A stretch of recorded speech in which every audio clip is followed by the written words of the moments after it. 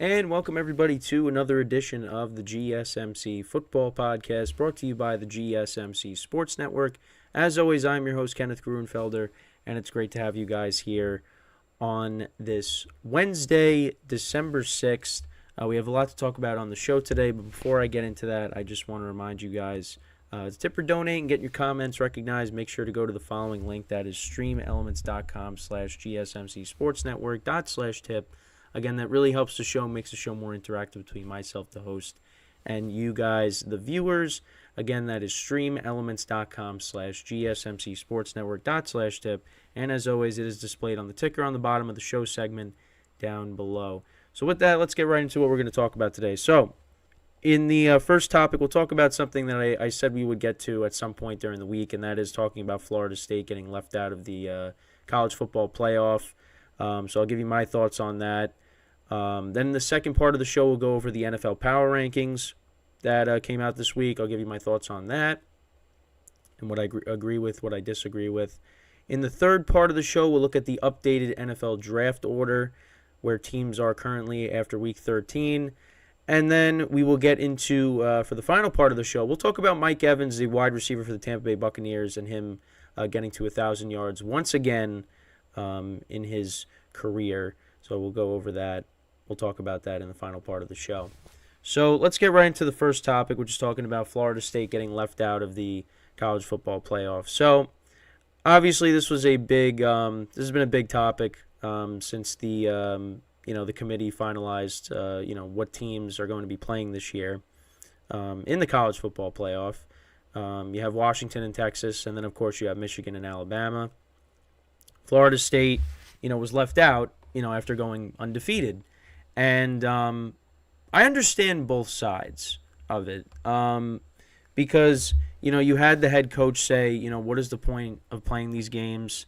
Let me find the exact quote because I know I had it written down. But he said, what is the point of playing these games? Obviously very discouraged. You feel bad for the players too.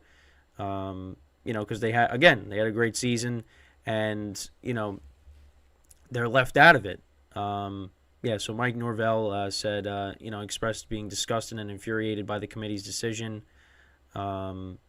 It's upsetting because it's like, what more can you do? You go undefeated and you're left out of the playoffs.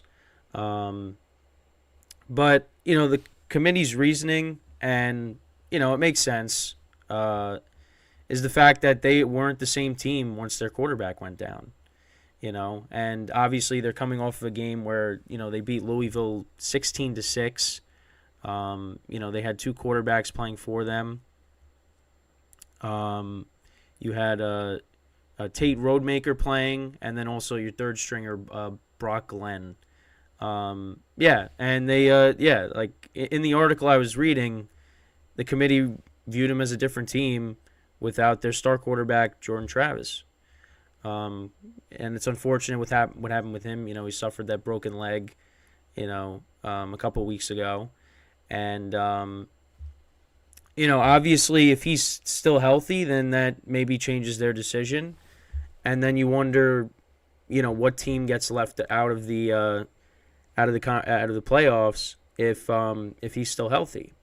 And obviously Alabama winning that game against Georgia, that really helped, their chances to get in, and they're in. Texas had their big win against Alabama earlier in the season. That's why they're in. Michigan, obviously, the season that they've had. We talked about the cheating scandal, of course, a couple weeks ago, or whenever we talked about it. It was either last week or 2 weeks ago. And then you have Washington as well. It's unfortunate, but that is why they're going to expand the playoffs, because they want to try to avoid situations like this. So hopefully with that we don't have issues like that, but it's just it's tough. And at the end of the day, and I do agree with this, it comes down to you want to have the best matchups possible. and you put Florida State in, with their, backup quarterback or their third stringer, yeah, you're not going to get a good game, most likely. In their eyes, that's how they view it. You want to maximize the viewership, and that's really what it all comes down to. It comes down to that in a lot of different sports. Um, you know, but I understand. It's like, what more could they do? They went undefeated, and they still get left out. I mean, we're not even going to see Georgia try to repeat as champions, get a chance to defend their title. They get left out. They only have one loss. But that's just how it's played out.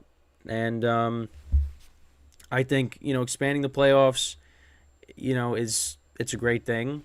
Because I know, like, talking about it with my friends, that how this year it's kind of been up in the air. It's there's some parity in the league, which you would like to see. You don't want to see the same teams in it every single time. I mean, you've seen that a bunch of times in the professional sports. I mean, how many times do we see Cavs Warriors? When I was in high school, that's all I saw was Cavs Warriors.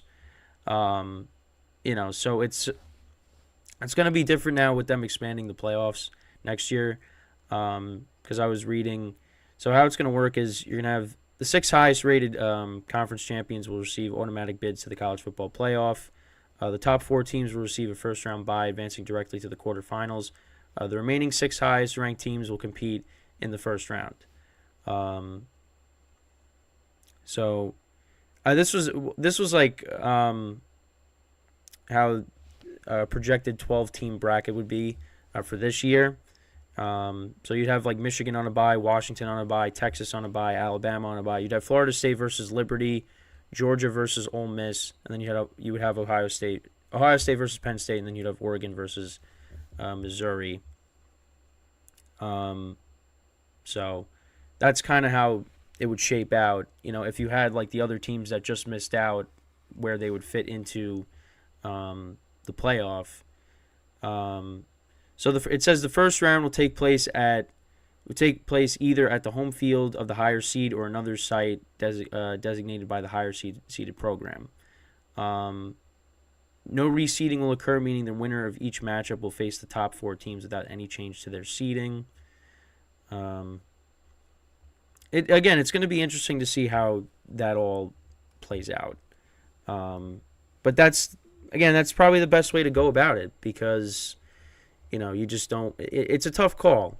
It really is, because then you put Florida State in. Let's say they did put Florida State in, and they have their second string or their third string playing, and they get blown out. It's not going to be a good game. It's not what people are going to want to watch. So they factored that in, and they said it. I mean, they're not the same team. So it was a very tough decision. Like I said, I understand both sides of it.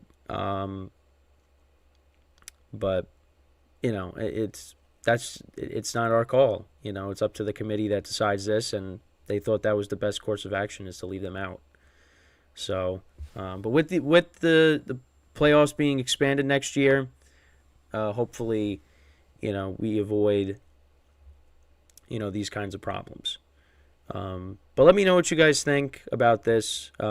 Should they have been left out? Did the committee make the right decision, or do you think that they should have at least had a chance, to play in it, even with their quarterback being hurt? For me, like, I don't really have like a direct like stance on it one way or the other. Like I said, I understand both sides of it. I think for me, like, if I'm watching the game, I'd rather see good games as opposed to watching a blowout.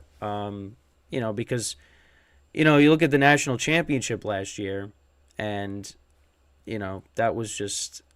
Now, I'm not saying TCU didn't deserve to be there, but it's just you don't want to see games like that. Now, I'm not saying Florida State would get blown out like that with their backup quarterback, but at the end of the day, you want to see good games. I mean, you look at the World Series this year. I mean, I don't think Major League Baseball was too thrilled that the Rangers were playing the Diamondbacks. The NFL last year was definitely gushing over, Chiefs Eagles. Um, you know, but you want to have the best matchup possible. And here, in college football, they could decide that. In the NFL and in in professional sports, that's not really the case. You don't decide like who makes the playoffs, and how they play out.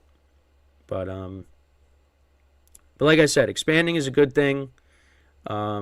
This is a sport that definitely needs it. I mean, for the professional sports like baseball, they should definitely like not do that, but they're going to continue to do that because again, you want to make money. That's what it's all about. And college football is going to do the same thing. More games, being broadcasted at more ratings. That's the other thing too. So, yeah, I mean, we'll just have to wait and see, how that all plays out. But yeah, it's just it's a tough decision that they had to make, and yeah, I mean, you feel bad for Florida State, but we'll see how these games are. I mean, we could see blowouts in these games, and then you're like, well, maybe Florida State would have put up a better fight even with their backup or their third string.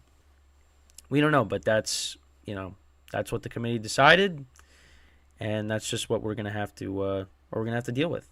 So, but again, like I said, let me know what you guys think in the comments below about this. Should they have still gotten in, or did the committee make the right call?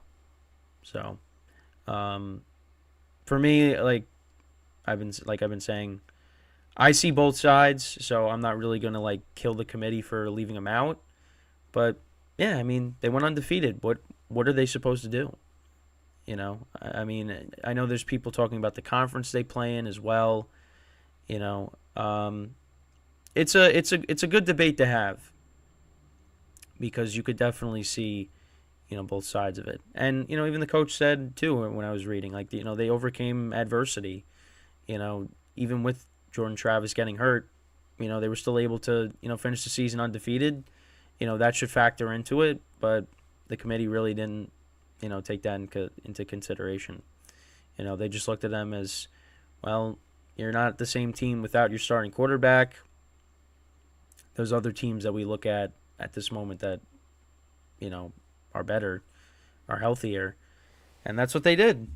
So, yeah, that's pretty much it when it comes to this segment. Let me know what your guys' thoughts are on this topic. So in the second part of the show, we're going to talk about the power rankings in the NFL that were released this week. So we'll go over that. I'll give you my thoughts on what I disagree with, what I agree with. As we move right along, another week down, of course. Obviously we have a few weeks until the college football playoff. So that'll take place, like I said, in a little under a month. And then that'll be it. And then the NFL playoffs will start around that time as well. And then, football. Well, actually, I didn't know this, but the XFL and the USFL are merging. I did not know that was a thing. So there'll be some spring football. I don't know how much, if I would even talk about it on here, but I just thought that was interesting because I didn't know that was happening. So, yeah. So with that, we'll take our first break of the show, and then when we come back, we will discuss the NFL Power Rankings that were released this week. So stick around, and we'll be right back here on the GSMC Football Podcast.